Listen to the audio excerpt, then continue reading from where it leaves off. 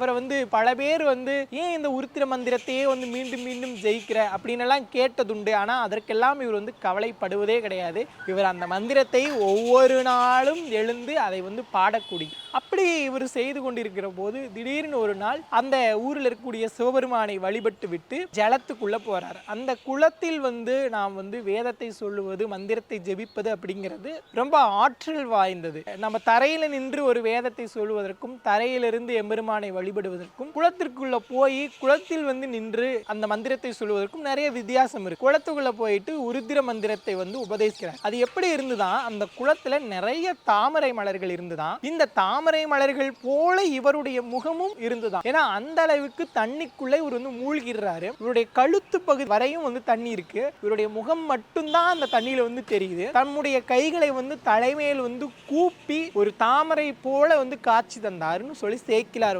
சொல்றாரு. அதன் பிறகு இவர் என்ன பண்றாரு, உருத்திர மந்திரத்தை ஜெபிக்க ஆரம்பிக்கிறாரு. இந்த மந்திரம் ஜெபித்து எத்தனை நாட்கள் ஜெபித்தார் அப்படிங்கிறது தெரியாத அளவிற்கு இந்த மந்திரத்தை ஜெபித்து கொண்டே இருக்கிறாராம். பசி இல்ல, தூக்கம் இல்ல, வீட்டை பத்தி கவலை இல்ல, நண்பர்கள் பற்றி கவலை இல்லை, எதை பற்றியும் கவலை இல்லாமல் அந்த உருத்திர மந்திரத்தை ஜெபித்து கொண்டே இருந்தாராம்.